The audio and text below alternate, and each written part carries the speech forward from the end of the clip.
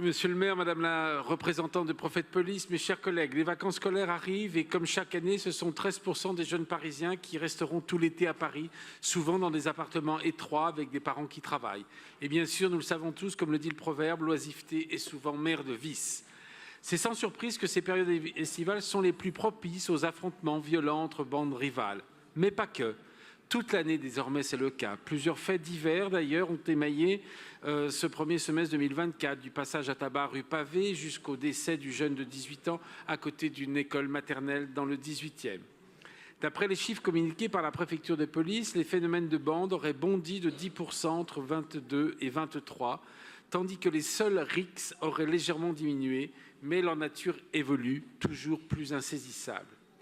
On a des jeunes et même des enfants, car ils sont toujours plus jeunes, qui se jaugent, se toisent sur les réseaux sociaux pour des raisons d'appartenance de quartier, de trafic de drogue, d'histoire sentimentale.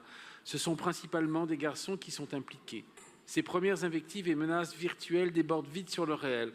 Alors on met une lame dans le sac au cas où pour se défendre. Il suffit d'un regard prétendument de travers pour mettre le feu aux poudres et l'engrenage s'enclenche, souvent avec des matchs retour à la clé, toujours plus violents. Le recours aux armes blanches montre qu'on a basculé dans une forme de très grande violence, d'hyperviolence, assez banalisée, voire décomplexée. À nombre de risques stables, le nombre de blessés et de tués bondit. Bientôt, ce sont les armes à feu directement. Comment enrayer cette période infernale? Il y a évidemment la prévention. C'est le cœur de la mission de ces 57 associations subventionnées dans cette délibération que nous voterons. Elles proposent des activités variées, aussi bien sportives, culturelles que de sensibilisation à la non-violence. Je pose néanmoins la question du bien fondé de ces activités et de leur réussite ou non. Il faut évidemment occuper les enfants, leur fournir un cadre scolaire, extrascolaire, des loisirs, ne pas les laisser seuls. Mais comment qualifier le nombre de risques déjoués? Comment également s'assurer que les associations sont formées et outillées à la médiation et au désamorçage des tensions entre bandes rivales?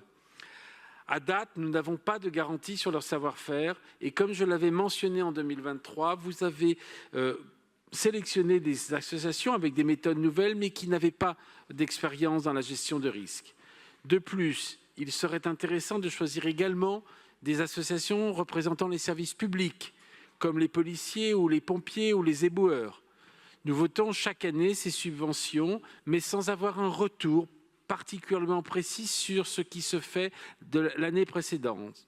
Depuis plus de 2 ans, après le deuxième acte de la stratégie parisienne de prévention des risques, quel bilan pouvez-vous en tirer?